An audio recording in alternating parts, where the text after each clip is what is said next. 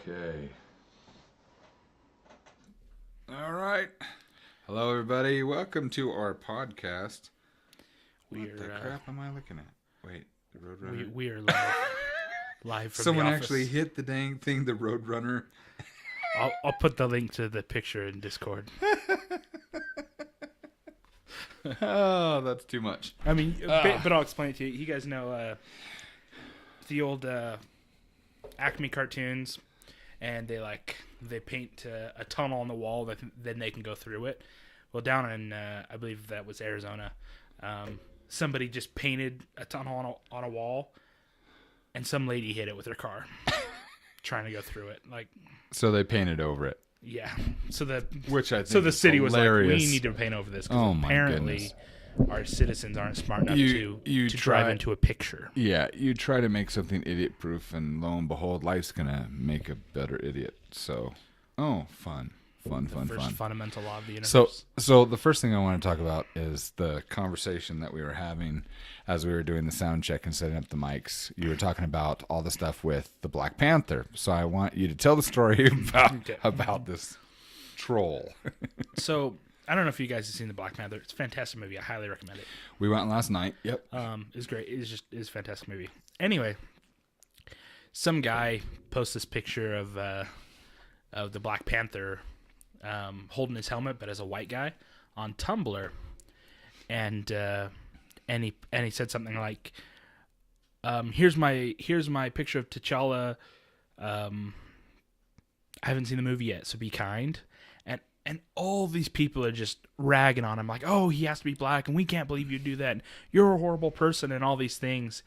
And he's playing idiot, and he's just doing he's just trolling him, and it's hilarious because he's got 50,000 downvotes of people just like, "You're the worst kind of person. How dare you?" And he changes his profile picture to a zoomed in smirk from the picture that he just drew, and he's saying things like, "Really? But there are white people in Africa, so why can't he be white?" And he's like trying to make these arguments and just trolling people, and they're just so mad at him, and I enjoyed it quite thoroughly.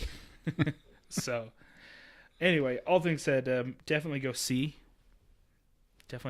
Black Panther. It was a good movie.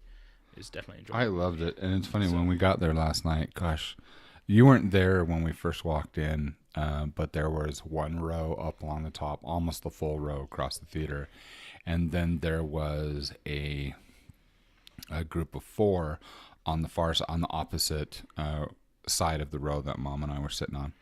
And we walked in, so we walk in with Mom and Jesse and Asia, and I look at everybody, and all the men have long white hair, massive white beards and mustache. They all look like cowboys, and I burst out laughing. I just stopped before I went up the stairs, and I'm looking at everybody, and I just started laughing, and everyone's looking at me like this, and I says, "Well, this looks like a politically correct crowd." And one of the guys, he says they call me I try to remember. I just remember cowboy. He actually got up from his seat because I was laughing so hard. He came over to the other side of the theater and shook my hand, and I was like, "Oh, this dude's cool." And he had this massive mustache. But he says it was like Cowboy Joe or something like that. Anyway, and he was laughing. He's like, "Oh, hell no." It was great. And we're just laughing. Anyway, I enjoyed that. I enjoyed the movie. I enjoyed I don't know. It was pretty much everything that I expected it to be. I think the only thing that I would have liked a little bit more is a little bit more interaction with some of the other people in the universe. People, the superheroes in the universe, because all the other superheroes, they always had something where they ran into someone a little bit more specific. Well, I think that's why they linked what's his name from the USA and brought him in. And that's the only link. Because you got to remember the storyline. It's Wakanda is it's hidden on purpose. They don't have any interaction. They don't have just interaction the Black Panther when he was in the Captain America's Civil War. I would have thought they would have added added him into the universe just a little bit more. I think this is why they did. But maybe not. I mean, the end. Did you see the end? Did you see the after credits? Yeah. No. Oh, Well, you missed it. Okay, then at the spoiler, stop right now. Don't spoil Pause it for right. me. I'm gonna wait and go see it. Maybe not in theaters, but I have to wait for it to hit YouTube. Anyway, so moving on. The Easter egg thing. He makes. They come out of the closet. That's fine. They just come out of the closet. And it's great. No, everyone in Wakanda doesn't go gay. That's not what I mean. It's they come out. He makes an announcement at the UN. The king makes he just literally, and they're all smirking, and he's saying we need to work together, and we've been in the dark all these years. We've been in the shadows, and it's time for us to stop, and to contribute our resources and everything. And all the political powers in the world are looking at them and smirking, while him and his female, like the general, the female entourage are there, and they're like, and what kind of supplies and support do you think Wakanda actually has to offer the world? And they all kind of smirk at each other, the king and that's how the thing ends. But it's hilarious because we already know we've seen the trailers for the Infinity Gem coming up, and it shows the king and it shows Wakanda, and get this man a shield, so which is nice because Cap gave that back to. I'm interested in seeing the Captain and Iron Man meeting face to face again.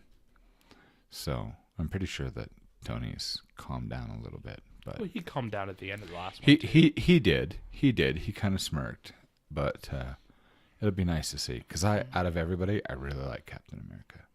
He's like the true American. So that's my opinion. Yeah, I like it too.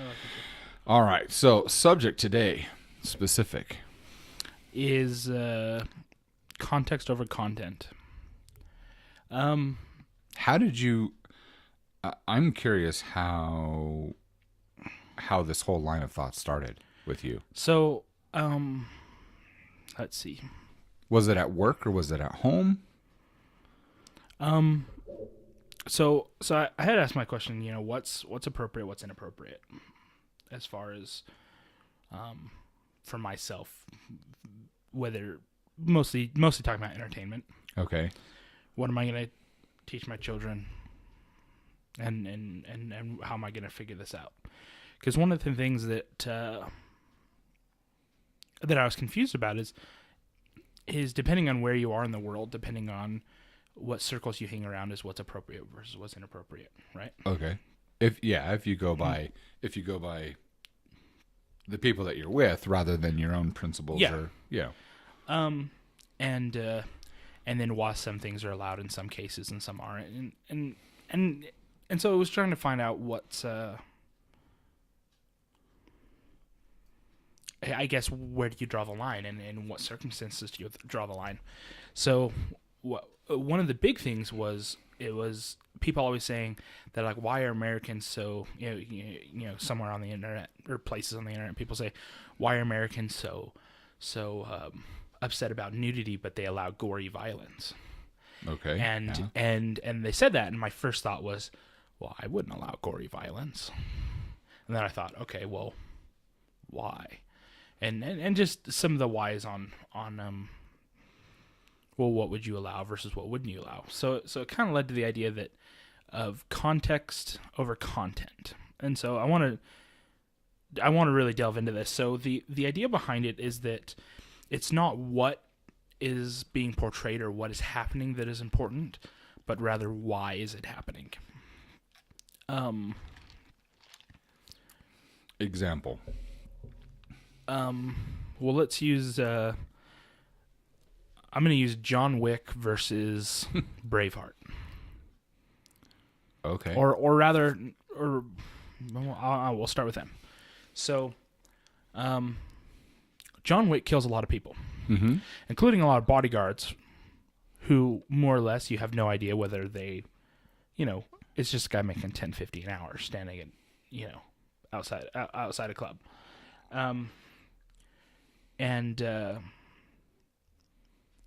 You've got a few other, and I was going to use spy movies in general, but you have them shooting these guys just mindlessly. There are lots of individuals that die in these movies, and some of them aren't it's kind of like, well, did he deserve that? Is that Well, I mean, you're looking at, if you're using John Wick as an example, first of all, the only one outside of the place, he gave the guy a choice. He says, go home. And he says, thank you, Mr. Wick. And he went home. Everyone else that he actually killed on the inside were part of the people of the gang and the group that he used to work. Between the first and the second one, there are times where he shot people standing outside. My point is they might be part of that organization as much as, like I said, well, you've been hired as a bodyguard. Guard the door. Okay. The thing is that he's killing them, and it's under the assumption that everyone is just deserves to die. And even if you don't agree with that, think of how many spy movies, how many 007 movies, how many movies does the main character kill consistently? Okay. I'll just take that as a general thing. And because since I've watched John Wick like maybe 27 times, literally, because I have it here on the computer, yeah, I look at it a bit differently, but I do get your point. So, okay. And it's kind of like, okay, well, even if it's not horribly bloody in some of those movies, or horribly portrayed and gruesome, that's a life being taken that, the context they're just in the wrong spot. Okay. They're not necessarily doing anything wrong. They're not necessarily evil. I mean, take the Punisher. I mean, you talk to one of the guys in the series for the Punisher. He's just hiring ex-military. They don't know anything. Mm-hmm. He's saying, stand outside and guard this building. The Punisher goes in. He knows that the main guy's a bad guy. But how about all the people that he just mowed down that are ex-military that they were just trying to get a job? Yeah, okay. I can see that. Does that make sense? Yeah, sure. So it's it's looking at it, it's kind of going, okay, so even if it doesn't show the horrible blood and gore and violence on some of that, the context behind it, there's no substantial reason for those to die. And I couldn't vouch for the good guy or be like, oh, I enjoy this movie, or he's a good guy, or get behind him, because now he's just a murderer to me. And just so, because anytime we have these conversations, I also have something, and I know you have an example that we're using Braveheart, but just I want to have a good example even in the spy type-ish movies. Let's take the TV show. Let's take, let's see, what can we take? What's the one with John, the one where the computer's running everything? The little guy with the glasses. Person of interest. Person of interest. See, there's a good example on the positive, because he doesn't kill anybody. And he knows the cops and everybody are doing their job. He either knocks them out, shoots him in the leg. Shoots him in the leg. There's still violence, but no, I'm not going to kill him. Yeah. It's not the taking life. Yeah. Okay. So the question is, it's not is there violence, but why is there violence, and what justifies the violence? Okay. So going to Braveheart, you can use Braveheart, you can use The Patriot, you could use, some of these. So the fight is for freedom, the idea behind the fight. Okay. Okay. There's a purpose to it. They're not killing these guys needlessly for no reason other than they're just in the way. They're not. The point and thing is like, it's about this. I mean, take The Last Samurai. Okay, but we keep going to different examples. But I'm gonna back up. Let's go to The Patriot. The Patriot isn't about. I know the purpose of the whole movie, but let's say when his son gets shot, and he takes his younger boy and goes through the trees and says, "Follow me." And he starts shooting the officers and goes through. He's killing all these men. So I can see, like in your point, like with John Wick, I can see taking out the leader that called for that shot that individual. But why did he feel the way that he did in killing all of them? It was guilt by association. You're right. But in just using that situation, what are the British doing there? Okay. No, what is his job? Well, at the moment, none of his job. That isn't his job. That was revenge on they shot his boy. when he went after the train. That was especially. I haven't seen it in a while, so especially the last thing where the last one, he kills the whole train, and the last guy trying to get away, he throws the tomahawk into the dude's spine. He falls down into the creek, and he's there, and he bashes his head in until he's covered in blood, and then turns around to talk to his boy. So let's talk about that context then. Okay. So if it is like I said, I haven't seen it in a long time. Then wouldn't that, just based on that, what you said, I'd go, okay, so that would be an inappropriate violence. You would take that as inappropriate violence? For myself. Oh, see. And for me as a father, not at all. See, because the thing is what is, like you said, well, what motivated him? Well, if the individual, I can understand killing the individual. And the individual wasn't there anymore. But going after all of them, I don't know. Like I said, I'd have to see it. And the other part of this army is, he did by the laws of war that they had agreed to. Here's another point with why I don't have a problem with the Patriot doing that. Because at his house, he took in wounded soldiers on both sides, administered to both sides, because he was a farm man and farmer. They come in and kill all the. And they ordered. But there's the context I was missing. Okay. So then you can go, okay. So now they're murderers. Now they're murderers, but the last straw was they shot his boy. Okay. So there's your trigger. So let me clarify. So that was context withheld from the previous conversation. Okay. Yeah. That changes the context of everything. Right. Because here they've killed innocents. Mm-hmm. They've willingly killed innocents. Yes. Now killing them is completely different than, it's not just a revenge killing for his son, but what about justice for all those that were just killed? Yeah. Okay. Context. So so the context tends to grow. You get more information, it grows. It's funny because using that one thing, we both got examples. Could you say, okay, well, if it's just going, I'd be more like him.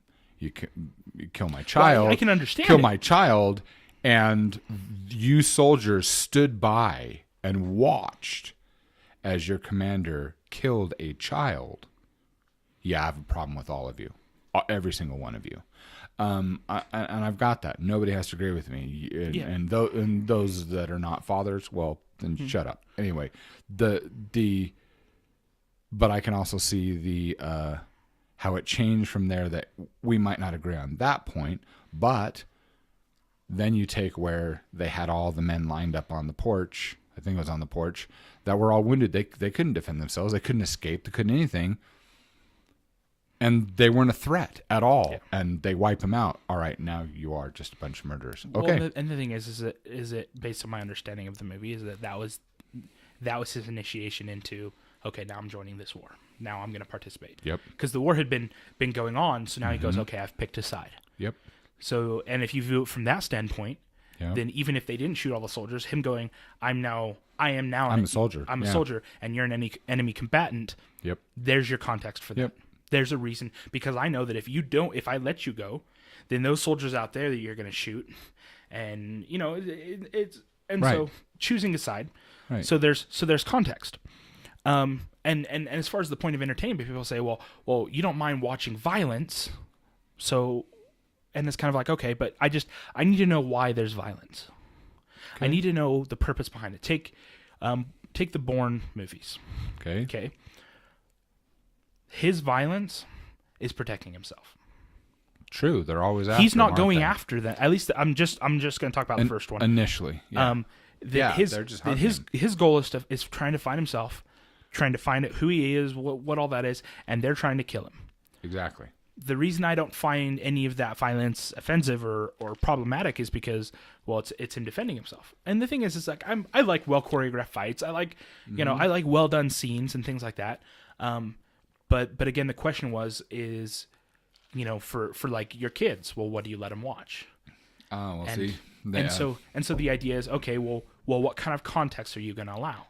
And so taking the Patriot, taking Braveheart, but then even taking a like I said, I use the term spy movies because there's so many of them, Yeah. and of shooting all these people consistently, and it's like, I know it doesn't show the blood and gore, but I don't think that violence was justified against that individual. Okay. Does that make sense? It does. So then you have the shift. Okay, so what about nudity? And where do we fall on nudity? And the example I like to use is I'll use Schindler's List and Game of Thrones. Okay. Schindler's List, you have full nudity. In concentration camps, they're showing the individuals, they're starved, Right, they're going beaten, to the things like gas- that. Going gas to the gas chambers, chambers. In Game of Thrones, you have nudity and incest. Yeah. Okay. So where I draw the line is the context that it's in, and versus what's appropriate and what's inappropriate. Did you and when you say context too, because what's going through my mind now is also, is it needed? Is it needed to explain the story? You can hint at things like things with Game of Thrones. You're right. Most You're of the right. stuff that I've seen, in fact, most shows, even movies, A lot of it isn't needed. it's not. But the thing is, people make that same argument with violence or even bad guys. Like, you don't have to tell us all. Leilani made that argument. I don't need to know all the bad things the bad guy's done. I just need to know he's the bad guy. No, I don't necessarily agree, but okay. Well, I don't agree either. But Yeah. anyway, so let's use any other. So then you have context of incest, but then let's take a movie where, let's just take a chick flick where it doesn't show any nudity, even ones where it doesn't show them in their underwear, but it shows them sitting together, and like I said, one of them's married, for example, and you're supposed to vote for them because they're married, because they're finding their true love, but even though they're married, they've committed adultery, they've slept with somebody else, Right. And then you have Schindler's List where it shows nudity. It's like, to me, what's more inappropriate, the actual naked body or the individual, trying to cheer for an individual that committed adultery, and so that asks the question, okay, so what's inappropriate? And that's what I asked Leilani. I said, so is the human body inappropriate? No. Under what circumstances does it make it inappropriate? Yeah, and that's kind of where we got into the context versus content, is kind of, so if it's not really, so we can say, nudity isn't inappropriate, sex isn't inappropriate, violence you could say violence isn't inappropriate, but then they all have their caveats. They all have those moments. They have their conditions. They have their boundaries and their reasons why each one it's has there. their conditions. You can say, oh well, the human body isn't inappropriate, but what about child pornography? So there's your context. There's the intent behind it. Exactly. You could say, or you could say, violence is inappropriate. Okay. Well, what about the fight for freedom? What about Defending yourself. What about the one thing that I really liked, that I really got into with the Black Panther, was that scene at the end, the fight scene at the end, because it's about fighting from being underneath a tyrant. Yeah. It's about fighting that, and I was like, that's this fight for freedom. Leilani was just totally in tears when we came out of the theater. She was bawling. I was like, or not Leilani, Asia, and I was like, what? Why are you crying? And Mom said, sweetheart, one of the things that she studies deeply is the Civil War, and every time she reads about the Civil War, she bawls. Yeah. Just the loss of life, it just devastates her. And she's like, they're fighting there on the battlefield, and she's just bawling. Yeah. And so, like I said, is that fight for freedom. So was that violence warranted? Yes. So is that violence inappropriate? No. You know what I'm seeing, that one of the struggles that we're going to have with this too is that each individual is going to have to come to their definition of what those things are, because they also have levels of tolerance. And like you did start this whole conversation saying you were trying to find out what was right for you. Well, the main thing was just trying to find, and you're right, what's right for me. The big thing for me is, so what's appropriate for my child? Okay. And the one caveat that I will make with that, because you made a statement a few minutes ago, I judge things. I'm not like so many of the parents that I know, and even my friends, where they say, "Well, if it's not right your child, then it's not right for you." I think that's horseshit. I'm not my little kids. What's that? Language. Oh, sorry. I'm not my kids. I have the ability to comprehend. I understand more than they do. I can make judgments. So that goes to the first thing. Before deciding any movie on its own, or any book or any form of entertainment on its own, the first thing is, is your child of an understanding that they can differentiate context from content? Okay, good point. And that has to change from thing to thing. Right. So my daughter can understand the context. My daughter might be able to understand the context in Moana, but not John Wick. Not John Wick, not the 13th Warrior, not Braveheart. Okay. You know. And so as her understanding increases, so does the options.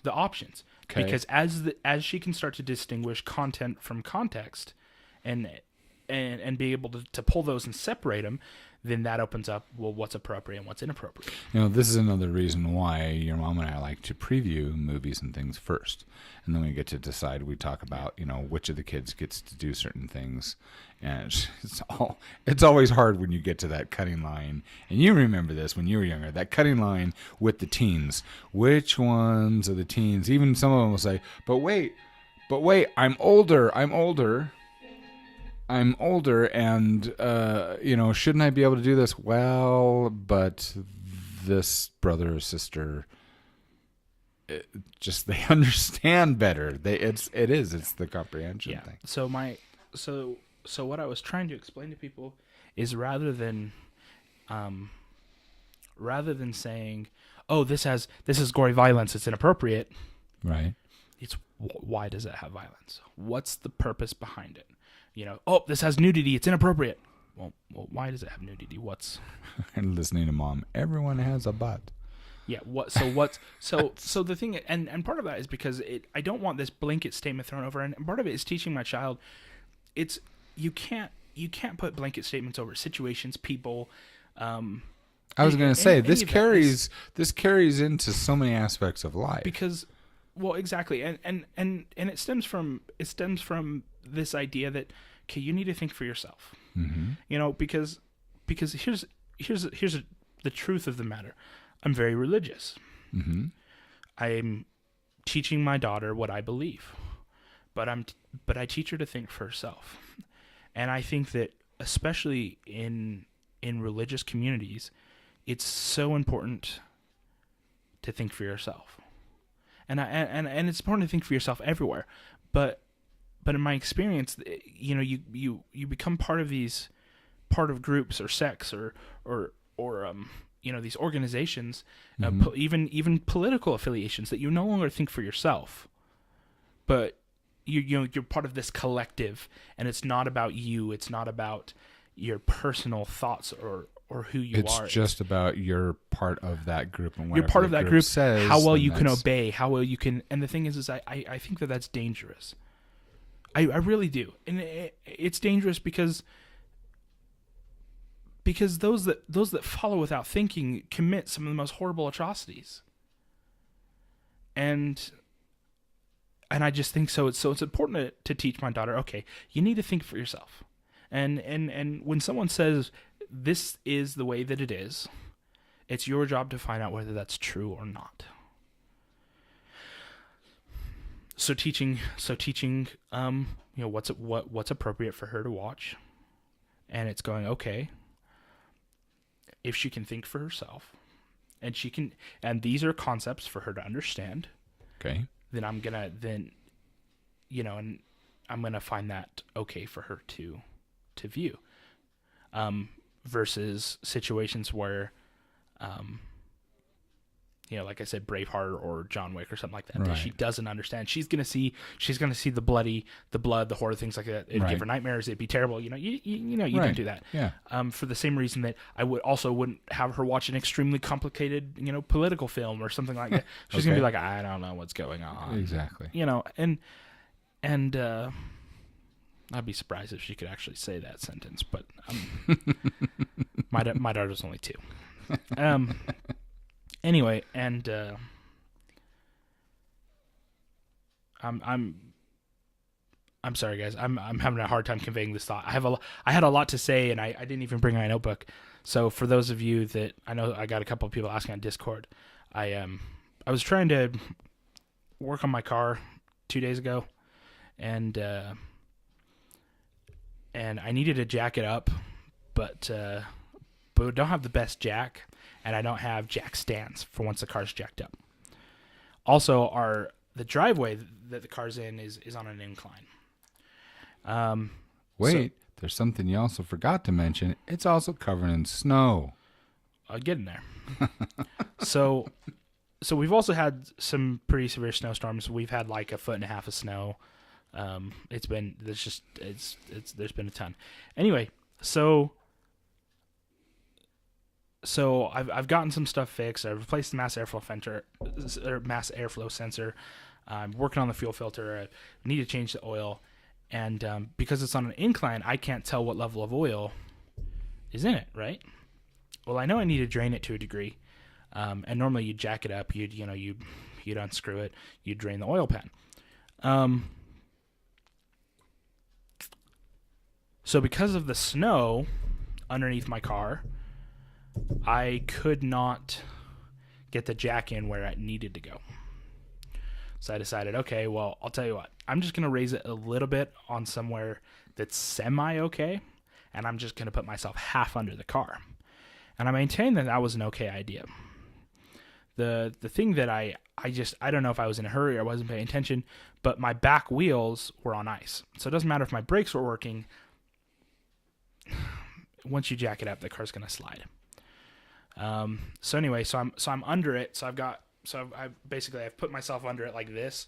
So the car's probably about right here, and I'm stretching underneath with a socket wrench trying to undo the bolt to drain the oil pan.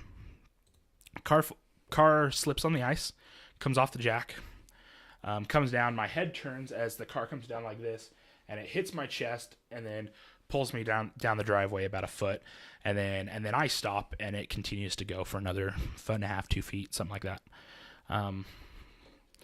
I guess for everyone not in the U.S., it slid about 1 meter, 39 inches, something like that.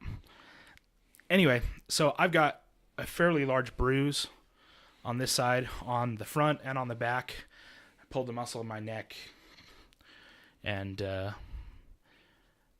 nothing serious. I think I might have bruised my ribs. It hurts to breathe a little bit, and it hurts. But then it hurts horribly more today because I did something really stupid. My sister, I was going through my parents' house. My sister is laying on the couch. I think, well, I'm just gonna tickle her side a little bit as I'm passing. My little sister. Anyway, so I go to tickle her, and she shoots her leg out and kicks me in the ribs right here. Ouch. My fault. Hurt like hell. Anyway, and that was like an hour and a half ago. So as much as I'm trying to give you guys my coherent thoughts, I'm gonna have to come back to this subject and repeat myself probably next podcast, or maybe one a little ways after that. After I'm on a few painkillers and other stuff right now, so I hope that you can at least make sense of what I'm trying to say. I'm gonna look back at this video and be really disappointed with myself. So, Mr. says, I had just noticed that the Streamlabs plugin Ergo the Smiley is just about where Evan's head is on the stream. Sure. Hey, I have And hello, Mr. Worst. I'm wondering. I wanted to do something. You still want to go over some of these points of content versus context? Yeah, like I said, I'm gonna have to go over it again because I'm just in a fog. So That's right. I thought I wanted to answer some questions. Once in a while I think it's fun to actually go through. I like Quora. I know we've talked about it and you hate Quora, but it has some fun. I just hate that I have to have an account to view questions. Oh, I didn't even know that because I have an account. I just thought, oh, I'm gonna start answering these questions. And I just thought that'd be fun, and I've answered so many of them. But some of these are interesting. How about this one? Oh my goodness. I love the topic of parenting. So I am 17 and my parents are going to kick me out on my 18th birthday in August to make me homeless. Just listen to the whole thing, his whole statement. What do? I don't have a driver's license or a bank account. My parents say that I cannot find a job, but that I am free to do so once I leave. Wait, what? Wait. And so the response from updated from 4 hours ago, these are in all caps. This first person says, first of all, why the F haven't your parents prepared you for the realities of life before kicking you out? First of all, I totally agree with that first statement, if that's the case.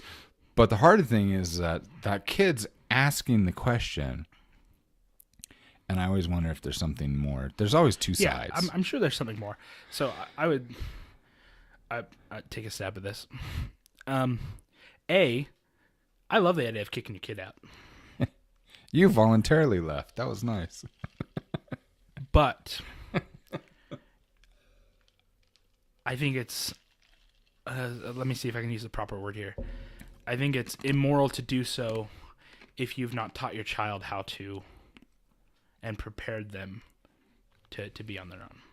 So, so here's an example. I would help my child find a job. Now, it's different if they can't keep down a job. So I'm talking about like you don't have a job, you've never had a job, you don't know how to go get one. Okay, totally agree. So let's go. Let me show you how to get a job. Let me show you how to get to your job. Let me, some of that stuff. Right. And then it's like, okay, you're on your own. Maybe you have you wait a couple of paychecks. You have a little bit of money. Okay, it's time for you to go. And the thing is, kicking him out, when I say kicking him out, it's telling him, okay, you need to leave. It's not going, get out of the house, I'm locking the door. So, I'm all for telling him, okay, you need to leave. You need to be out on your own. You need to, go through that. It's completely different if you have a child who can't keep down a job, won't keep down a job. Can't is very different than won't. It's always different. That's why I said won't. So I'm rephrasing that. So won't. Can't. So not to use names. There's an individual I'm aware of that just won't keep a job. Oh, I keep getting fired because they just don't understand me. Well, what do they don't understand? Oh, I don't function before 11 o'clock, so I can't get there for my 9 o'clock shift because it's just too early for me. Sleep in your car, sleep in the park for a little while. I bet you'll be able to find your butt there. And it's kind of like, okay, so now what you're doing is you're living rent free with your parents. You're eating their food. You're using their supplies. You're all these things. Mm-hmm. You're a drain on society. You're not doing anything productive. You're not contributing at all. Right. It's time to kick you out because being home and in cases like that, I'm a little bit more. And these are generalities. Like sure. Generalizing these statements. It's not. Everything's different, and every situation has its own unique stuff. So right. I'm just using the general. So you kick them out, and this one is okay. I'm removing you from the house. Go find something. Yep. And part of that is because there's this, and I can only speak for here in the United States because I don't know how things are elsewhere really, but there's this large amount of teenagers that have this, they get this point that they're like, I deserve to be taken care of. So this, I love the phrase, you can't do that. The same individual is like, the dad is called the Local pizza place. Gotten his son a job. Uh-huh. Son says, I can't work at fast food that's beneath me. And the dad's like, is it? Well, you're going to wish you had that job because I'm kicking you out now. Mm-hmm. You know? And because it's kind of that attitude. Mm-hmm. It's just terrible. And so in circumstances like that, I can be like, okay, I don't. You have to learn at some point, and if you're not going to learn from example from your parents showing you and teaching you, and you can't keep down a job because you're playing World of Warcraft. Mm-hmm. Or Halo, or I guess people don't play Halo very much anymore, CSGO or League of Legends or something like that. But either way, you get the point. Yeah, I think you need to get yourself in order. Now, there are other situations like, and like I said, I can only speak, not just for here in the United States, I can only speak for Utah, in that there are jobs everywhere right now in Utah. They're not glamorous jobs, but there are lots of, if you're clever. There are lots of people hiring everywhere. Okay, so not having a job is, or saying you can't get a job, at least in our immediate area, is false. You know, if someone starts saying they can't get a job, you know, again, it might not be glorious. You might not like it, but it's a job. You know, support yourself the best you can support. And so I can understand if you get a job and where you're living, the living expenses, or that job won't even cover living expenses. Mm-hmm. I can understand you're not kicking the child out or being like, look, you're doing what you can, but maybe it's not enough. For me, it's very simple. You're an adult now. I'm not going to treat you as a child anymore. So you need to have at least one job, and you need to be maintaining 40 hours a week. If you're not maintaining 40 hours a week, this isn't a hobby. It's a job. Get off your butt. It's time for you to do what you need to do. And this is not, and here's another thing, is that this is not a choice. It's not an option. If you want to choose not to do it, that's fine. I can support you in that right to choose. You will not be able to choose that here in this home. Yeah. Well, and that's my point. You know, if you're not willing to work, if you're not willing to contribute to society, then you're not welcome to live off me. Yeah. And like I said, then there's the situation, like, so there's the difference between, I guess, situation, but the difference between won't and can't. You know, a good majority of the jobs around here are very labor intensive. Sure. If your child has a disability, or I take the shop. I know some of the nicest baggers around here in the grocery marts are all the handicapped kids, and they're brilliant. You're right. Well, to use an example of particular cousin, he took a head injury and he had to stop framing. He had to stop building houses to be a bagger. And the reason why is because he has memory loss now. So he has to carry around a clipboard that tells him what to do, because he forgets moments after he's told something. So in situations, but he still has a job. You know, he's still doing everything that he can. So in situations where if that wasn't available to him, he likely wouldn't have a job. If he didn't have those people that were kind enough to employ him, kind enough to work with him, kind enough to pay him a good wage to do so. Right. You know, so people without those options is a little bit different. You know, there's the aspect of, you know, is the individual going to school? Well, at least here in the U.S., studies show that those that work while they're going through college, on average, have better grades. Now there's a little bit behind that, and I know this is sidetracked a little bit, but it's a little bit like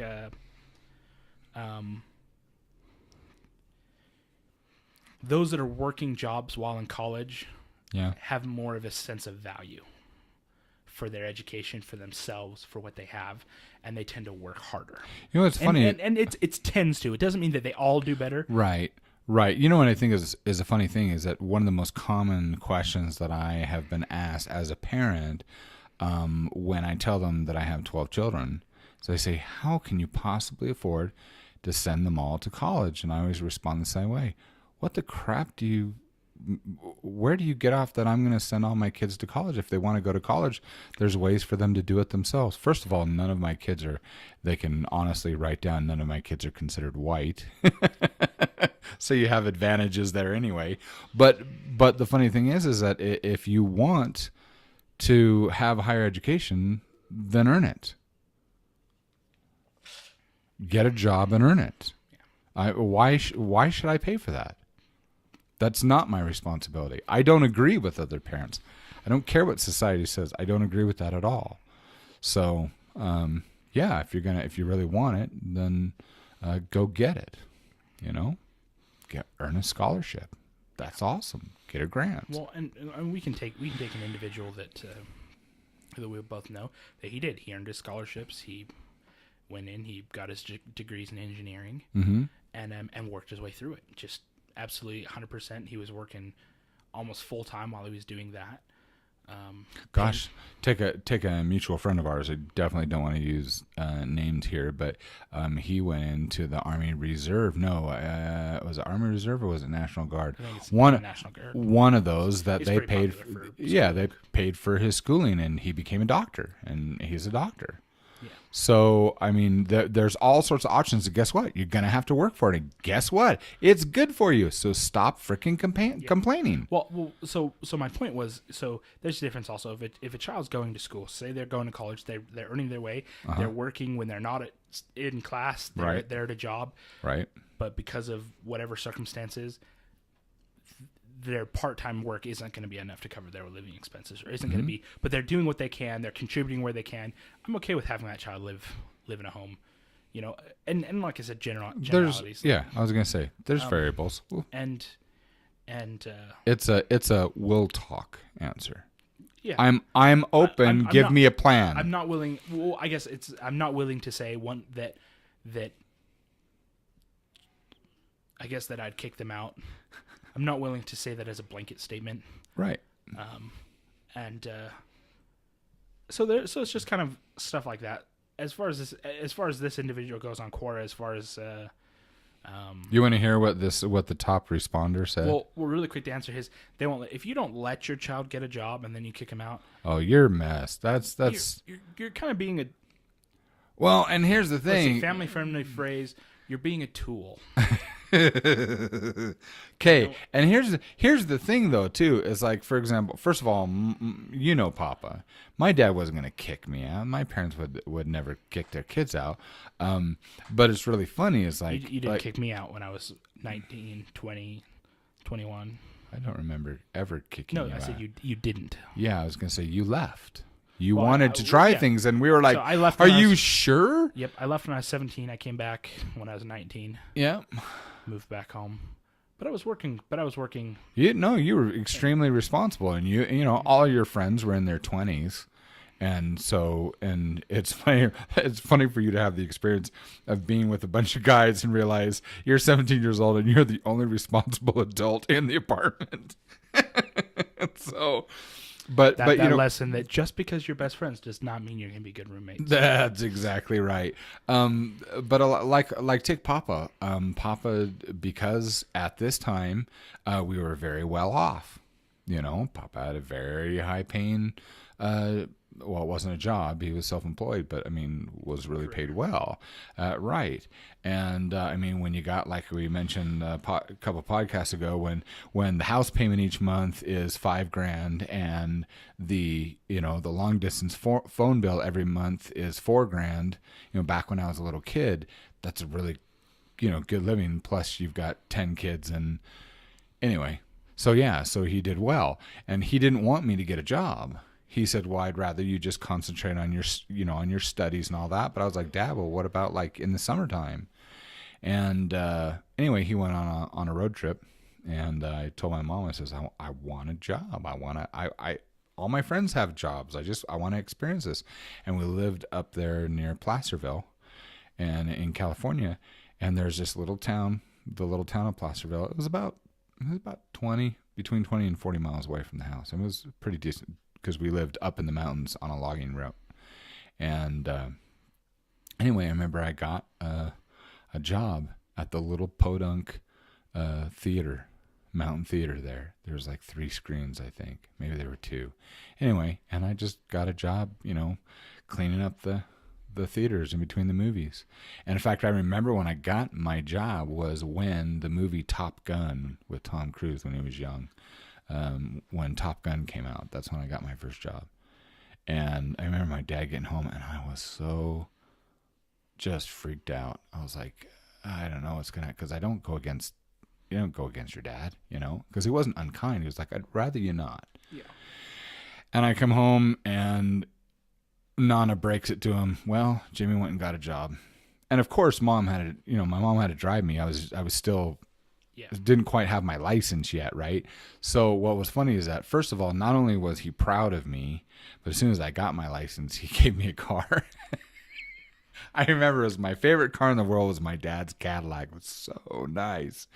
And he went to get the transmission fixed on that. And so we get the transmission, we go to pick it up. And he says, why don't you drive? So I was like, awesome. So I'm driving this car, and I'm like, I just love this car, Dad. I just love it. He says, I need you to drop me off somewhere. And we go over to the Cadillac dealership, and my dad picks up a brand new Cadillac.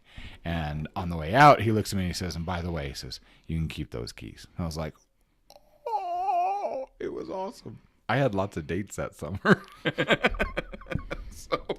Shallow yes, dates. I know, completely shallow. Anyway. What's really funny is I traded that beautiful, perfect Cadillac in for a 1969 Triumph GT6 Plus. The engine was the biggest part of that car. It was like a James Bond car, and it had an overdrive. It had an overdrive in reverse, and it was pretty beat up, but still gorgeous. And I traded it in, and then within 3 weeks, I jumped it off a freeway. Different story. Another time. Anyway. Yeah, I was going to say, I've got plenty of roommate stories that... Do you want to share? I'm just going to go for one. So I was working swing shift. Basically, my shift would start at 2 in the morning and go till 11 in the morning. Okay. I had 3 roommates. Now, Jerry, Craig, and Porter. Porter and Craig are brothers. And Jeremiah was we were all good friends. We were all best friends. We decided to get an apartment together. Okay. Craig liked to get up and shower at like 3 in the morning some days. And normally it didn't bother anyone because the other 2 guys slept pretty deeply and I was at work. I was the only one that it would bother because I shared a wall with the bathroom. Oh. And he liked to play his music when he showered. So at one point, it's my day off. I get to sleep in. He's up playing music. It's kind of irritating to me. So I went to the kitchen. I grabbed one of the mixing bowls. I filled it with some ice from the fridge. I filled it up with water. I let it sit for a few minutes, get nice and cold. And, put my hand in there, mixed it up, made sure it's nice and cold. Picked the lock, went in there, and dumped the water over the shower curtain on top of him. Okay? He's screaming. Oh, it's cold. It's whatever. You've heard people scream. Yeah. You've heard 12-year-old girls scream. So then I go to bed, right? Well, the next day I get up, I decide I'm going to go visit my parents for a couple of days because I had a week off. Okay? They're training some new people, and yeah. Anyway. So I leave to go visit my family. I'm there with my family for a few days. I'm on my way back. Jerry has come down to pick me up. And I say, hey, I need to stop by the grocery store and get a new toothbrush because I left mine at my parents' house. And he goes, yeah, sure you did. I was like, what do you mean? He goes, you mean your toothbrush that tastes like butt? I was like, what? Whatever. So I get a new toothbrush. It's still in its packaging, right? And I get there to the apartment, and I put my grocery bag on the table. I'm unloading because I got a couple other groceries while we're there. And Craig and Porter come into the kitchen, and Craig looks at me and he goes, "Oh, I see you got a new toothbrush. Does your other one taste like butt?" I was like, no, I left it down at my parents' house. So I had to get a new one. And he goes, wait, isn't yours the yellow one in the shower? And Porter, his older brother's like, no, that's mine. That's mine, Craig. I was like, yeah. So I dodged that one. And so they get in this massive fight. He still says it's the most mad he's been in years. Just like he's so mad at his brother. Like he took and he cleaned himself with his brother's toothbrush in the shower. I let you know who I was living with, right? And I love those guys. They're great guys, but living with them was an interesting event. Oh my goodness. So there's the long and short of the one story that I was going to share today.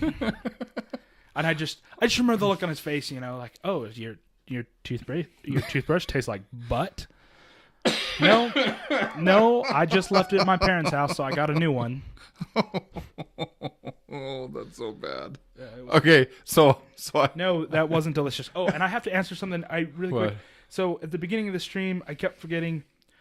We were asked, what about Eagle Eye by U.S. Warner C? I haven't seen Eagle Eye in years. But if you want to ask me again in the Discord, I'll watch it here in the next couple of days, or at least browse through it and see.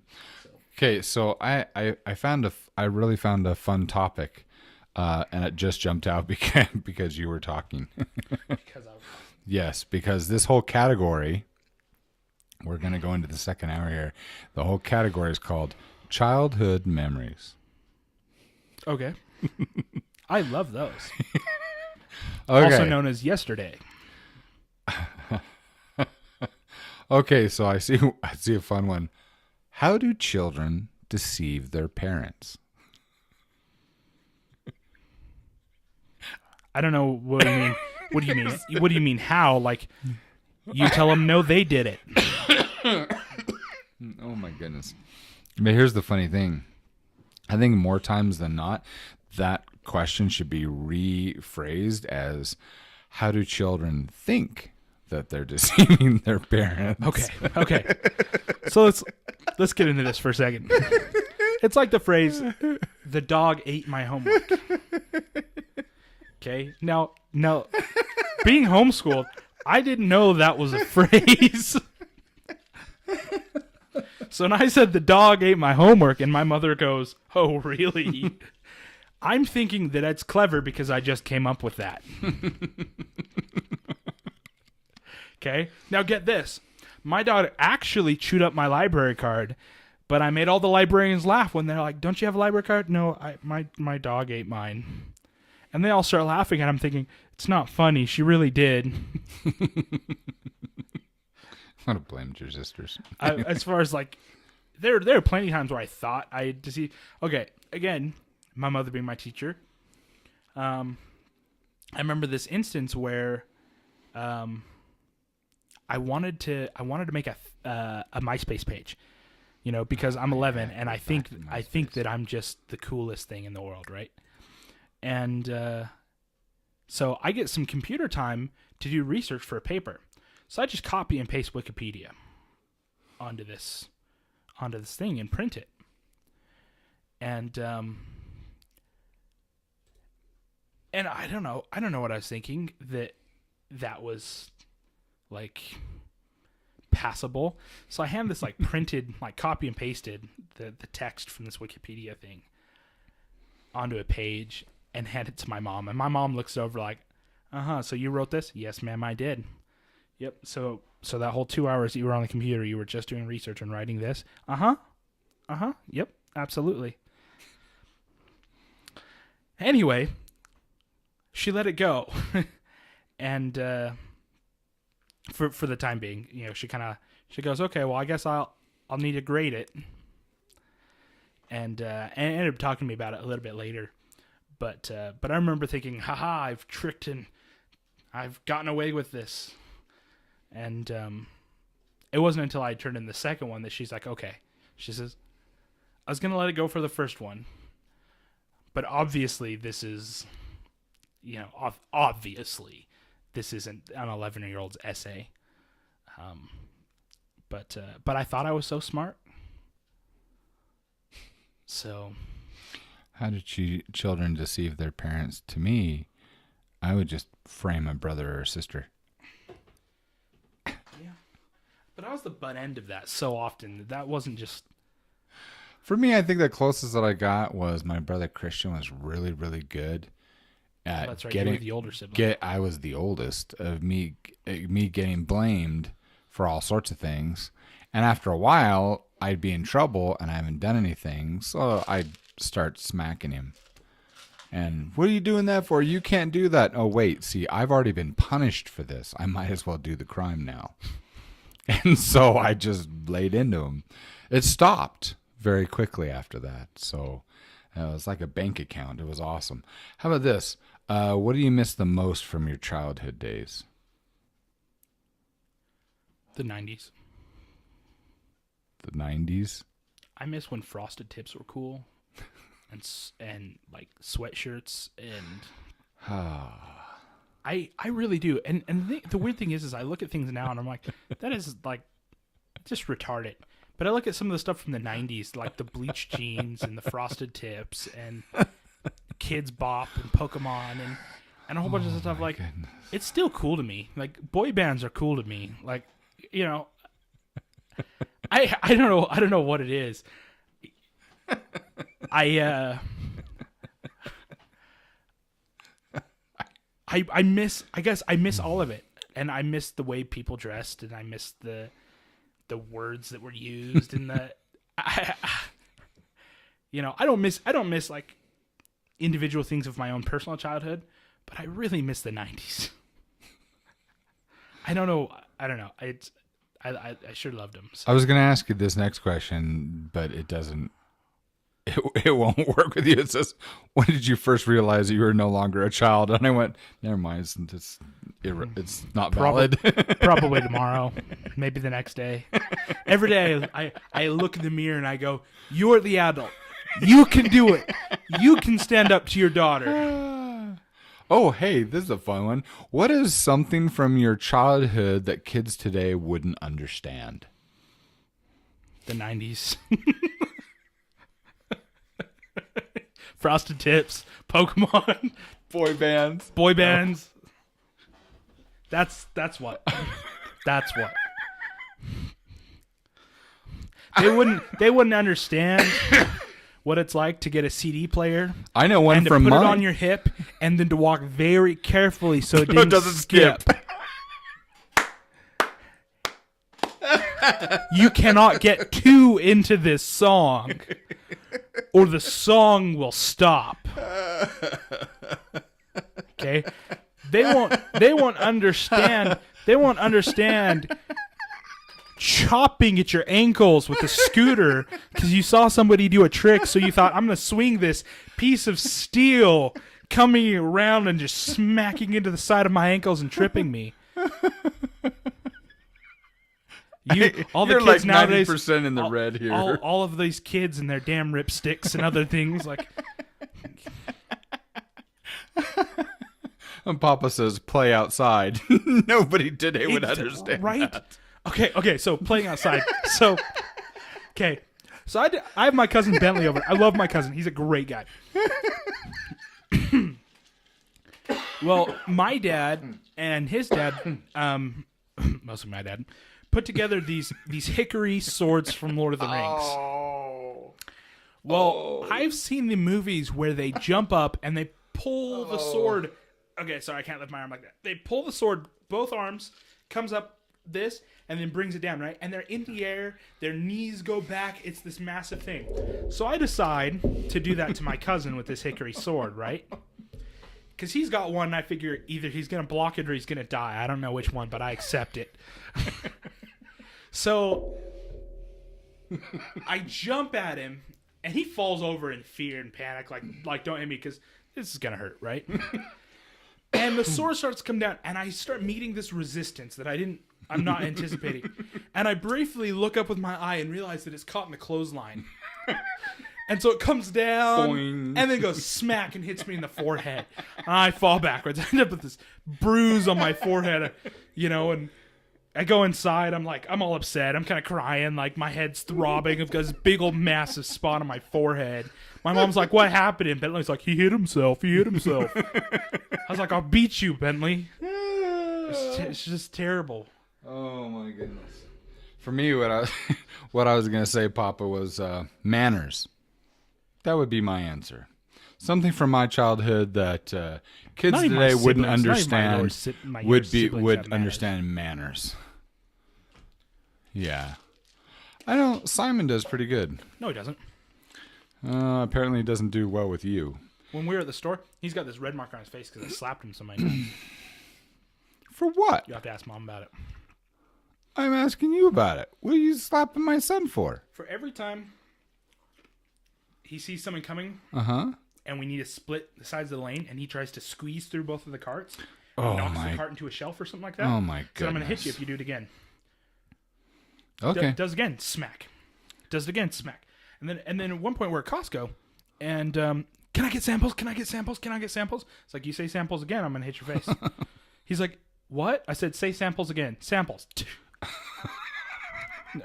Say it again. No. Good. This from the team that as a teenager, your father would push you around in the grocery cart as we're both screaming, Mom, where are you? Yes. See, I'm on the... See, I would still do that. I would still get in the cart. We should try that. We should I actually would try still that. get in the cart. I couldn't get out of the follow my cart. wife. I'd have We to could follow. You'd have to knock it over to do that.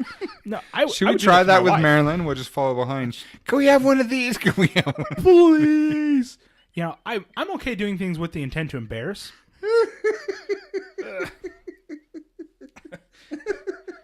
Oh, we're gonna have a fun weekend. Yeah.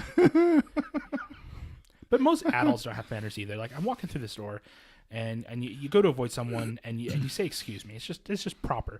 And when they don't, it's like, I feel like I should just turn my cart into yours, just like smack it into the shelf and be like, there. Aren't you glad that I didn't avoid you?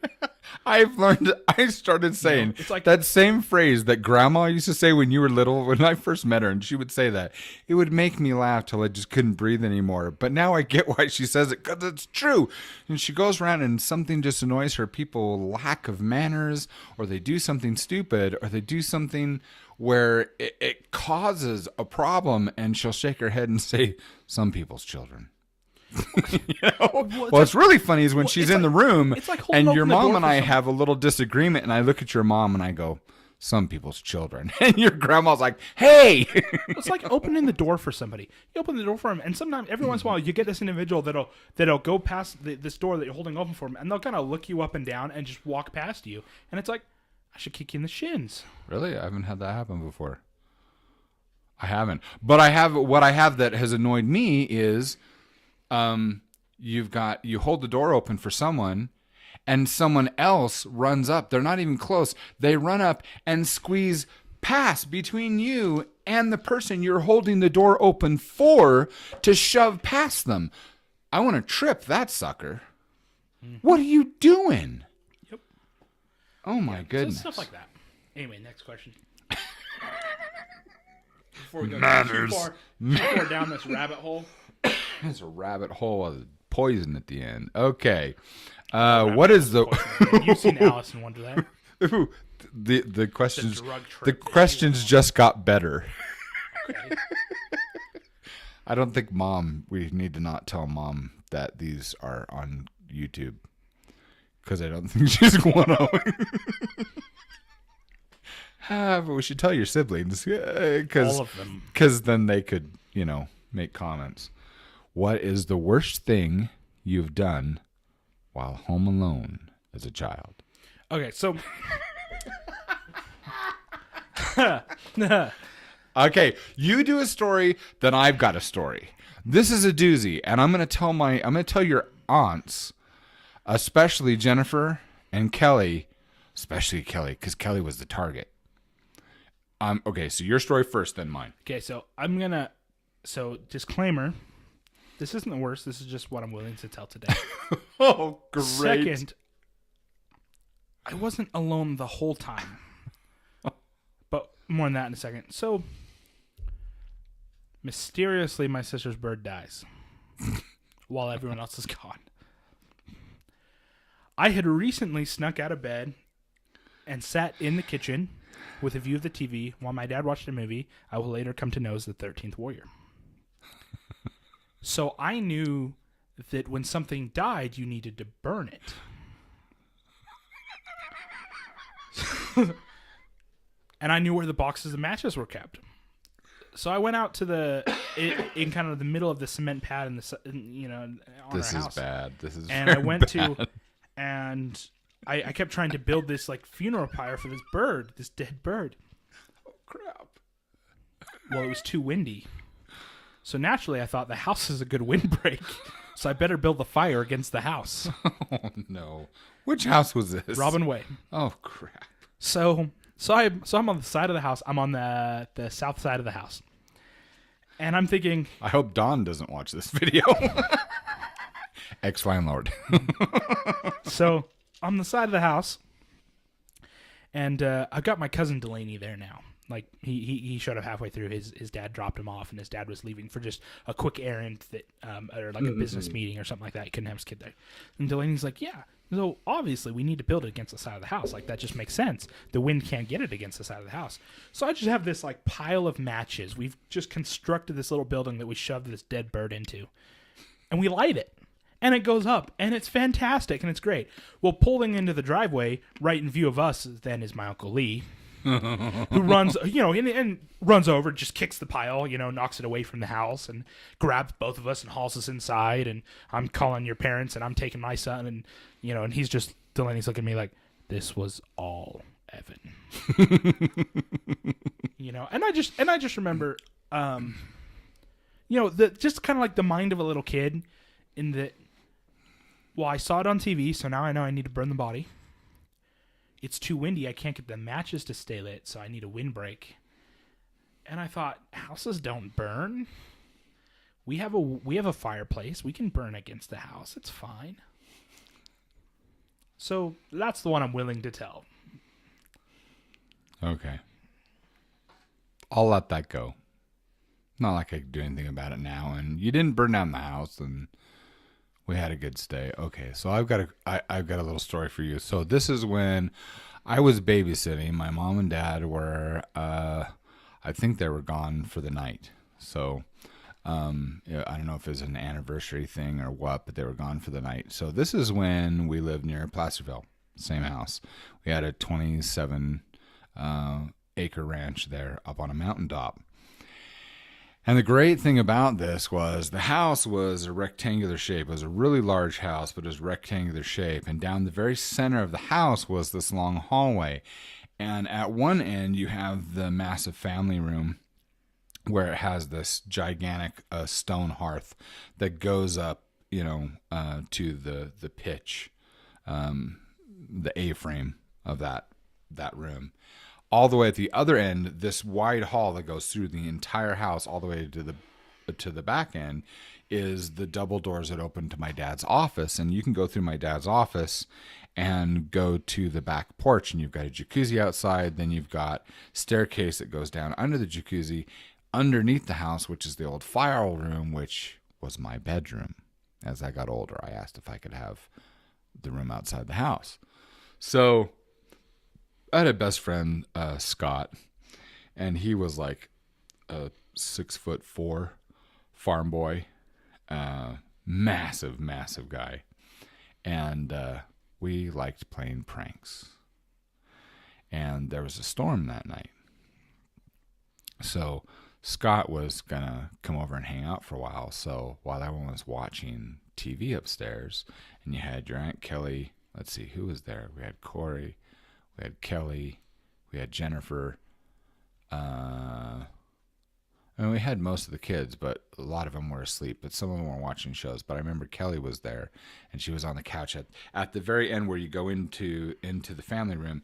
We've got a big, massive leather sofa that went against the wall. So you could turn to the right and look down that hall, And like I said, it's down the whole center of the house. So you got, windows in different rooms all shine in that center hallway.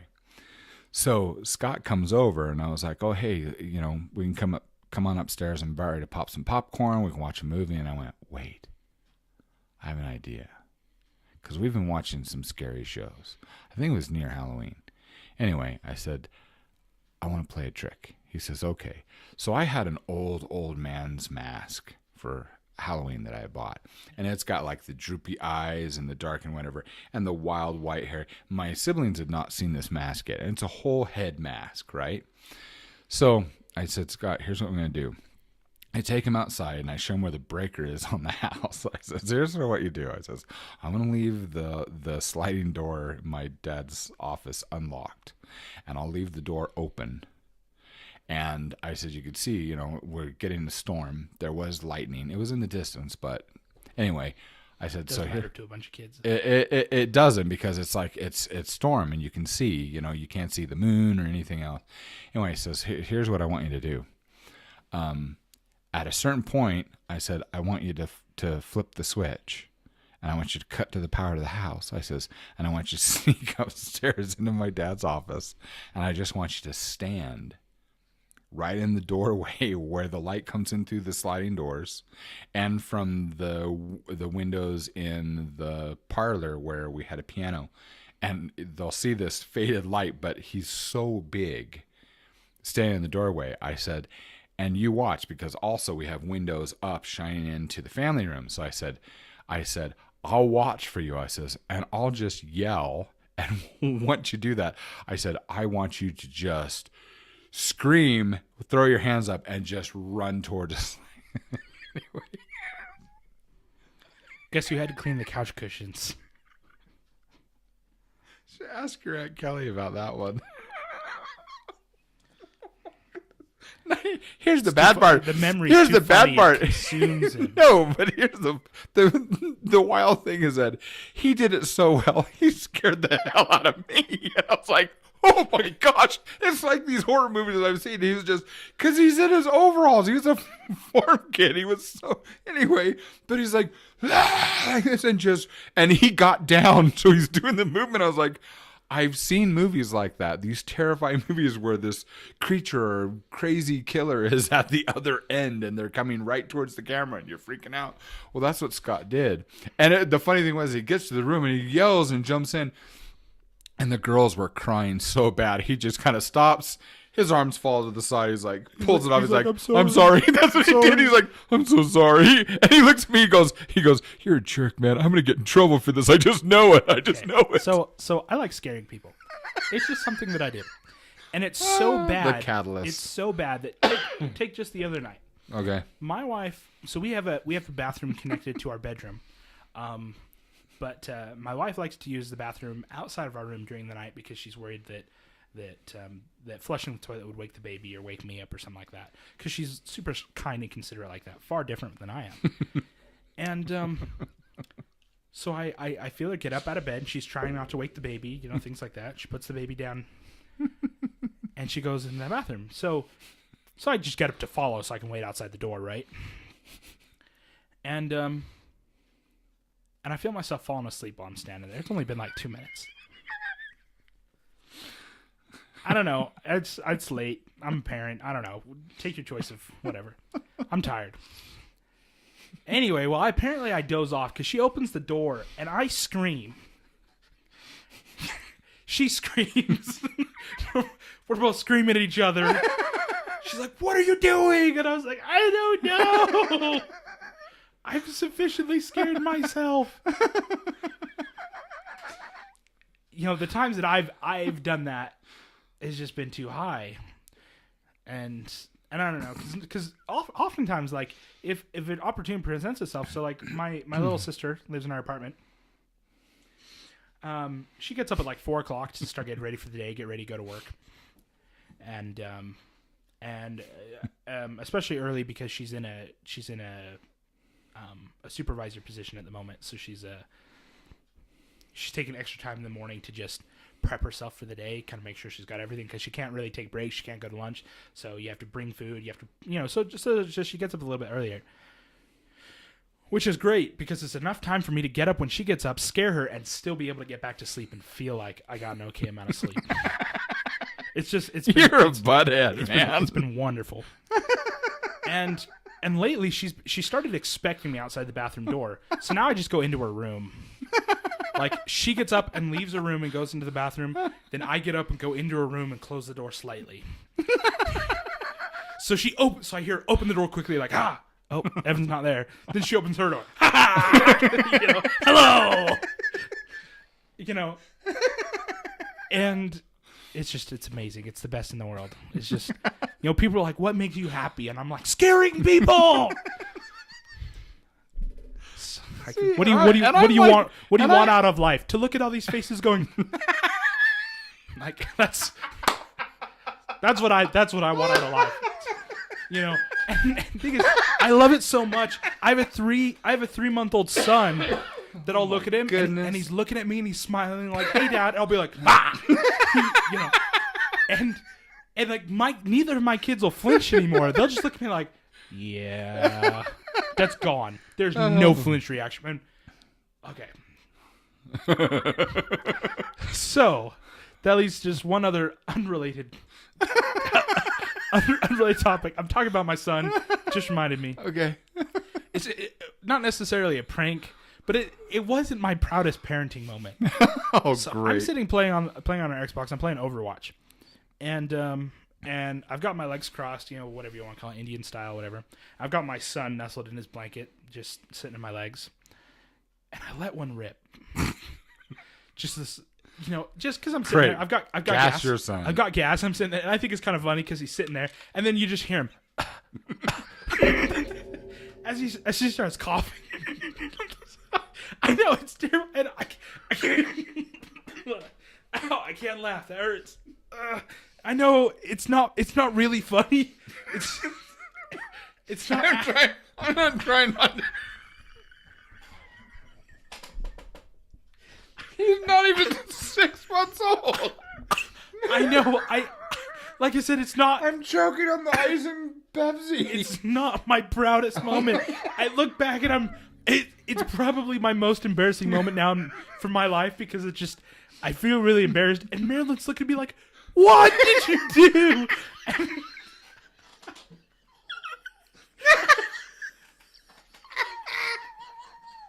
She's like,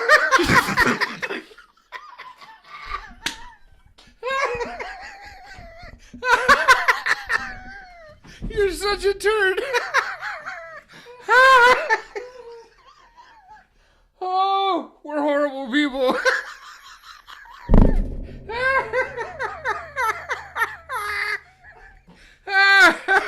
You need help up? Oh, I'm seeing stars. Oh, crap. I'm trying to imagine Thor this little shoulder thing like rumble. He fell off his chair. Evan actually fell off his chair. Yeah, he literally did that. ROFL. Wow. Yeah. Not my proudest moment. And I'm just looking at this little red-haired kid. I was like, "Yep, I got to lift him above because gas is heavier than air. It sinks down, so I got to lift him above it." My wife's like, "I'm going to take him from you." Anyway, next question. I'm gonna have to change the title of this to include Evan farts on his baby. It's not inaccurate. It's just I already feel disappointed in myself for telling everyone. But oh my goodness, I'm thinking of. It's funny you do that. You tell that story, and that hurts so bad. And I'm thinking of the most embarrassing moments. And no matter what I say, no matter any story that I've told, I keep thinking of your aunt with Uncle Lee. And we're not going to use your aunt's name because, we're not as cruel as Uncle Lee, who laughed so hard when my sister did what she did that he actually entered it into the cable radio on our Stay wide. I can't laugh. It hurts my ribs. That he put it in that contest and it won. And every year when they do that contest, they replay him talking on the radio. So I gotta tell you this story. So my sister is going out with her husband on a date, and they're at a mall.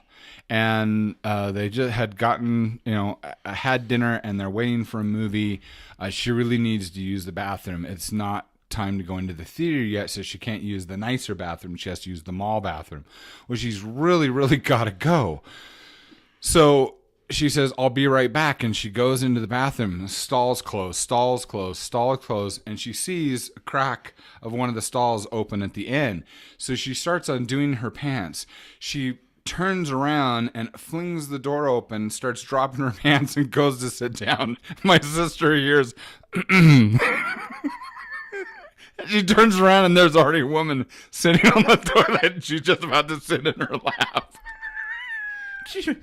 Anyway, so my brother-in-law tells that story to Cable 93 here in Utah, and it's he's laughing so hard he broadcasts it. They play it in the state, but that's not the funniest part. The funniest part is about a year later she did the same thing again, and I'm thinking, when do you have to go to the bathroom so bad that you have to open the door and go in head first to see that somebody's in that stall? Well, it's not just that, because they've got to be locked. It's like ham-fisting this door just through.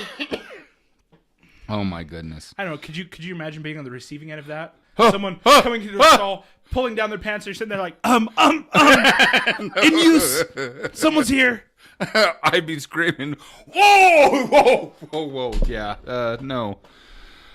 I don't know why I had to share that, but I had to share that. We'll keep that going. Because these stories can't die. That's right. And now it'll be on YouTube. It'll be there forever. Even if none of you guys care, we need to make sure that they're on the internet so that none of our family members can live this life. Except for mine. Like, if we could edit mine out, I'd appreciate that. Not gonna happen. Not gonna happen. All right. So this is a general question though. It says unless any of you guys, hey Cage and Papa, thanks for the participation and contempt. Thank you. Let's see. This is a general question. Excuse me. What are some of the weird things you did as a kid? But you have a never ending list. So, I'll find a better question. So as kids. It's coming. Well, it's not like it's that bad, but according to, so I have 8 sisters, right? My cousins. Tell everyone I have all boys but 8. So at the time when my mom had about 8 kids, there were 2 boys and all these girls. My cousin, they had my Aunt Corey. She had 7 boys at the time, just 7 boys, no girls. And then we had a couple other family members, and most of them have just a lot of girls. So me and my cousins got along really well because, we're the only boys, right? So in family gatherings with family events and when we were all hanging out at each other's houses, it was very much a boys versus girl thing, right? And anyway, so we thought, well, let's just pelt them with mud. I don't know why we were thinking that. Like, we're like 10 and 11, right? And we thought, you know what's worse than mud? Dog poo. Oh. I hear the words come out of my mouth, and I think, you shouldn't be telling the internet things like this. Anyway. So, we need to add to our, life is like fiction. The opinions expressed in the show are not FDA approved, nor intended to treat, diagnose, or cure any mental illness or political retardation. We should put a little clause: do not attempt these things at home. Anyway, so we've got this 5-gallon construction bucket that happened to have had my dad's tools in it. We just had to dump it out. And we go, okay, we've got a 5-gallon bucket. So let's fill it with some dirt. Let's fill it with some water. Let's all pee in it, and then let's get all the dog poo we can find in the yard, and let's mix it up. Oh. This thing just stank to high heaven, the whole bit. Anyway, we're getting ready to pelt the girls. My mom ends up taking them all out to the park or something like that. So we're just stuck in the backyard. So we just pelt my neighbor's shed. And anyway, so as far as weird stuff goes, I mean, we pelted his shed with this combination of mud and dog poo and urine and a whole bunch of stuff. We got horribly in trouble for it, but it stank for days back there. And and of course us boys come in all smiling because here we're thinking if we have to throw at this inanimate thing, the neighbor's shed, we're gonna pretend that we're hitting bad guys or hitting something. So we come into the house like covered in mud, like halfway up our forearms, like ha. When we walk in, my Aunt Corey's like, "Oh no, what's that? What's on your hands? What's And so when she tells the story, it's a lot worse than it is. Because in her story, we covered each other with the mud. That wasn't true. We only covered the little. No, I don't want to tell this part. So I'm just gonna stop there. There weren't. It's cameras. funny you're talking about. There weren't cameras when I was a kid. Very well, like circulating videos and things. So some things remain quiet. So I'm just gonna stop that story there. That's when you smile and say, "Prove it." Just let it go. Prove it. Okay. Let's see. It was super nasty. It was terrible. It's funny for panic on there. I love this one. This question says, "How did you?" And I gotta read what he says underneath. So, how did you survive the darkest moments of your childhood? The number one. Wait. I was going to say, the number one answer says, I turned the lights on.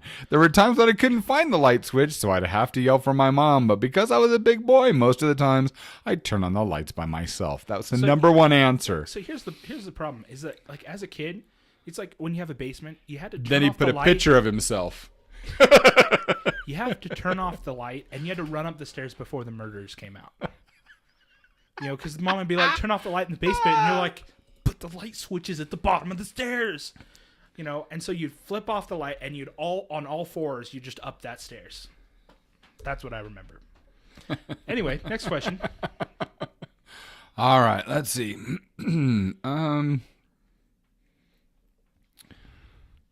I don't feel like I'm in the proper mindset to be doing a podcast, apparently. I don't either, which actually is why I'm asking the Quora questions, because it's a lot more enjoyable, because we're not asking the questions and who really gives a snot, right?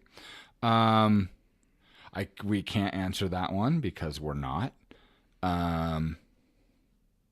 What's the strongest childhood memory you have of being transgender, Evan? It's when I dressed in a tutu. My boxers are like sticking out, right? And everyone made fun of me because they were Scooby-Doo, but in the 90s, Scooby-Doo was just the stuff. Like, Scooby-Doo was awesome. Just stop. Okay. As a child, how did you hide food you did not like at the dinner table? I had a dog. Easiest thing to do. You had a little brother that would eat stuff too, didn't you? You just, like, take it, and you, like, if the dog's there, you feed the dog. If you could drop it on the floor, you could put it on the seat next to you. The dog will take care of it. If the dog was not there, for whatever reason, you put it in your pockets. Then you went outside to look for the dog. Emptied your pockets. Came inside. Mom says, "Where's the dog?" I didn't even look, to tell you the honest truth. But she would always know, because then she'd be like, "Why is there lasagna in your pockets?" When she's doing the laundry, she goes to turn them out. Like, what is this?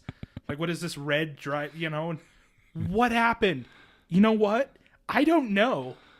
We were at the dinner table, and my pocket opened up, and gravity pulled it off the plate into my pocket. But it was really good, and I ate all of mine. So, those probably aren't my pants either. So, I don't know.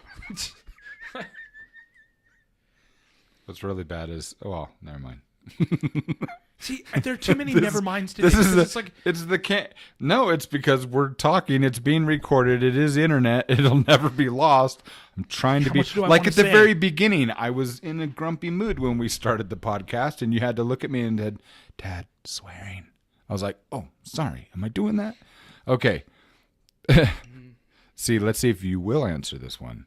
What was your worst, and there's a quote, "Oh, I'm really going to be in trouble with my parents now," moment as a teenager? I had this brief moment of clarity where life slows down as my Uncle Lee's kicking this funeral pyre for a bird on the side of the house. No. Funeral pyre. Okay, I got a story for you. Cause your aunt Jen asked me to never ever divulge this story, and I told her I can't. She says, "Why?" I says, "Cause I'm gonna tell it every single chance I get. I am now on the internet, and I'm gonna make this story eternal." Okay. I've told So- it, so I... Yeah. Okay. So I've told it at church, like in front of hundreds of people up there at the pulpit, because it's funny. Okay. My sister lives in Montana. Okay. And I won't say Jennifer's name. Okay. So I won't say Jennifer's name, but the fun thing is she's got this awesome kid. Now, Evan and I love him. We love Reed. We just love him. He's so awesome. Autistic boy. Beautiful boy. Okay. He's like high function. He's Yeah. He's a great kid. He is. When he was little, his curiosity was so off the charts and so innocent. I mean, so innocent, and wanting to be helpful and kind and everything else.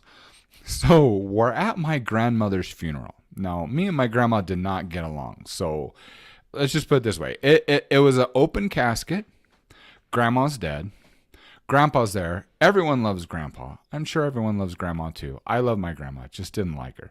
Anyway, open casket.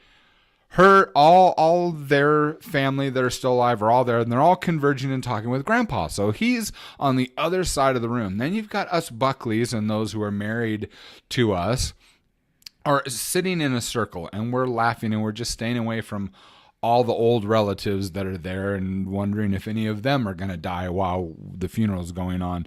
Anyway, so Reed comes up and asks his mom for a cookie. And he had these beautiful little cookies that she makes that have M&Ms in them. So chocolate chip cookies with the M&Ms. And he says, "Mom, can I have a cookie?" And she says, "No, you've already had a cookie." And he says, He says, "Reed, I gave you a cookie. What happened to the cookie?" He says, "I shared it." He says, "You need to share it." "Well, you don't get another cookie." "But I want a cookie." "You can't have a cookie. Where's the cookie I gave you? I shared it." "With who?" "With Grandma." So she's like, "What?" And I'm already, me and her husband and my brother, okay, her husband, Tim, and my brother-in-law, Lee, we're already laughing. And we get up like, how fast can you get up from your seat and drift over to the open coffin with Grandma without bringing the whole crowd of family? And Lee and Tim are such tall guys. They're like making a wall in between Grandpa and us, and we go over there. And Grandma, she's been fixed for her burial, and she's got this bend in her lip, and she's got a cookie there, and she's got chocolate all over because Reed had climbed up on the back side of the casket and was trying to feed Grandma a cookie. And when you ask him, "What were you doing?" he says, "Well, she was lying there and I wanted to share." So we're trying to fix where Jennifer is. I'm like hands off. I was like, "Don't tell anyone." I says, "Are you kidding me? I'm going to tell everybody." The one big thing though is that as she's trying to clean it, they're like, if everyone would make way so her husband could say goodbye one last time. So Jennifer, like, "Oh, Jennifer crap." looks behind her, and my grandpa gets up, and some people are kind of helping him up, and she's like, hurry. She moves right before he gets there. He kisses her, and then on his way back, he goes, "She still tastes like chocolate." Whatever. Anyway, but he did come over. He's anyway. I love that story. I absolutely love that story. We actually lost Reed once. The other story with him is we couldn't find him. So I helped Jennifer going throughout the funeral home trying to find Reed. And we finally found him. You go out, you go down. I mean, it's a massive building. And you go out and you go towards the main office, and then you go around a corner, and it's a funeral home. It's like all dark, stained woods and all that. And there's a narrow, really steep staircase that goes down to the basement. Apparently, that's where they keep the bodies and they do the whole whatever. Anyway, and Reed was down there. You're hearing jiggling of keys, and he's trying keys in the lock of that door down there. And of course, his mom's like, Reed, get up here right now. What are you doing? And he comes up, right? And what are those keys? I hand those keys over. Well, where did you get these? We never got an answer, at least that I didn't hear. But what's funny is when the funeral director came by, the wife of the funeral director, Jennifer goes and hands the keys over, and she's like, oh my goodness, we've been looking for these. And she says, what are they? She says, these are the master keys for the whole building. And I'm like, how does that kid get that kind of stuff? It's just, wow. Anyway, it's fun hanging out with our family. I'm telling you. So here's the thing about Reed. Reed reminds me of Kenders from Dragonlance in that there's this pure innocence about him. Yes. It's his curiosity, but he's There's so curious, but there's no guile. There's no guile. There's no malice. He's super kind and super sweet and just... Anyway, so I'm at my Aunt Jennifer's house. I happen to travel up to Montana. I'm sleeping on my couch. I wake up because he's passed his second knuckle past my navel... Or my navel, my nasal. I didn't know your navel was on your face. My nasal cavity. Because apparently I was snoring, and he was like, "Would this make it stop?" And just jams his finger up my nose while I'm asleep. And I wake up and I'm like, "Oh my gosh, kid!" I'm like 16. I was like, what is your issue? I can hear his mom yelling from down the hall, like, Reed, get in here, leave him alone. And and he comes out later and he's crying. He's like, I'm so sorry, I didn't know. And of course, you have to you forgive him, you hug him, you move on. Happened again the next morning. But it was not as funny as me having one of my friends stay over there with me. His name was Daniel Perry. Oh no. And he got that same treatment. But him not being related to Reed, he had no idea how to take it. So it's kind of like wake up because the kid's fingers up your nose and like far up your nose. Like he didn't just like try to inch it in there. He like angled it properly and then just went as hard and fast as I can get this up there because he knows you're gonna freak out about it. and to watch Daniel Perry sit up like okay, that hurt. It's just like, for him to sit up and like look at me like this panic look, like, what do I do? This child I've never met before just put his finger up my nose, and I'm in his parents' house, and I don't know how to handle this situation. Terrible situation to be. Hilarious. And so I was good at putting Daniel in those kind of situations, not on purpose. So at one point, liar. It's on the internet, and so because this is going to be on the internet, I would just like to say that it was all on accident. It was never on purpose. It was only with his... Watch his face, Daniel. Watch his expression. It was only with good intent. I love how your face changes to the song.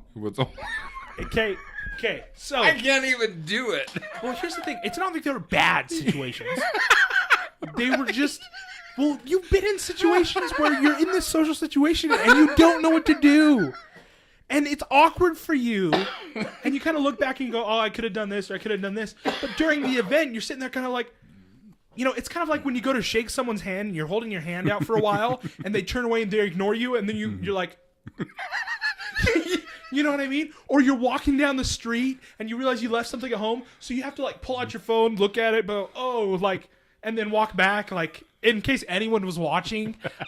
It's stupid situations like that. So my grandpa's Polynesian, right? He's Samoan. He's an islander. Really dark skin, just big guy. He comes over to my house. I've got my friend Daniel over. Now Daniel how to explain Daniel? Okay, I love the guy dearly. He's just He is, still he's to this great. day he's one of my best friends. He's I used to lovely I little used to family wrestle with with him and flip him when he was still in diapers and smack him onto the ground. and his family. They're Awesome they're people. such a great family. Wow. At like 13, he was like 6 foot something. Like Yeah. he was just tall, thin, white kid. Okay? Yep.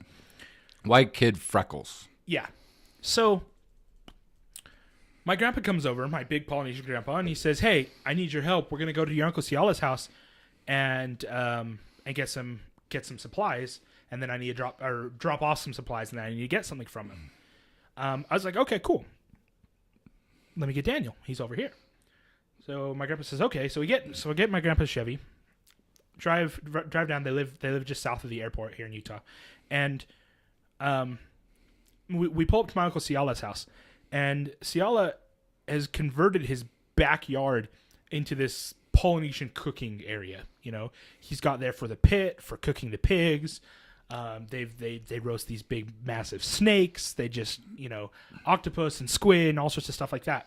Okay, so we walk in through the gate into this backyard, and they have these big, long, like really thick. I'm talking like 3 to 4 inch thick tables, just wood tables there, and they're preparing for some sort of a celebration, and so they've got these awnings over the tables, and my Uncle Ciala is sitting there in an apron with a machete cutting up food, just going at it with this machete. And the thing about Polynesians, I know we've talked about it a little bit on the show. It's about giving food. You give food to your guests. It's your heart. So I get there, and he sees us, and he immediately goes over, and he pulls over this loaf of bread. He chops 2 pieces off of it. He puts a little bit of peanut butter on mine and hands it to me, and then goes to hand one to Daniel and looks him up and down. Daniel's like 6 foot, 100 pounds. Like he's a thin guy. Yeah.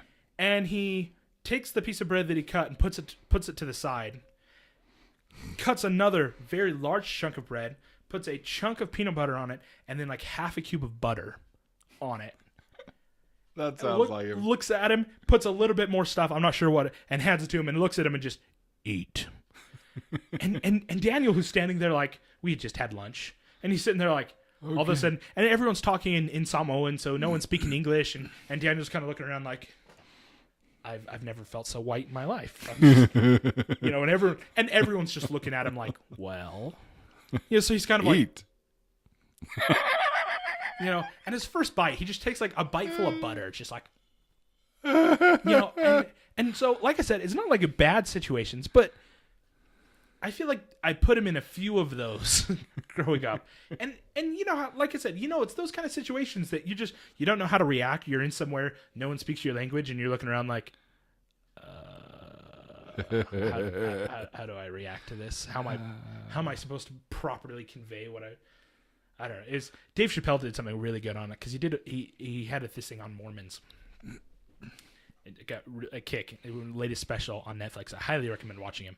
I didn't like the earlier Dave Chappelle. He did it on Mormons? Well, this joke. Oh, okay. He goes because he talks about being black, but he grew up in a white neighborhood. Yeah. And things like that. Yeah. And he says, we had these kids, and they were Mormons. He goes, and they had things like stovetop stuffing. Oh. Did you remember that one? Yes, I did. So he talks about, he goes, so we were going to sit down to eat, and they said, we're going to have prayer over the food. And he goes, this is weird, so I'm just going to go to the bathroom. So when I come out, it'll be over and I don't have to participate. So he goes in the bathroom. He goes, I was in there for 45 minutes because I didn't know how long prayer took with Mormons. He goes, until finally they knocked on the door. Are you okay? And he goes, oh yeah, I'll be out right now. So he gets out and they're like, oh good, because we waited for you. And he looks at the camera like, seriously?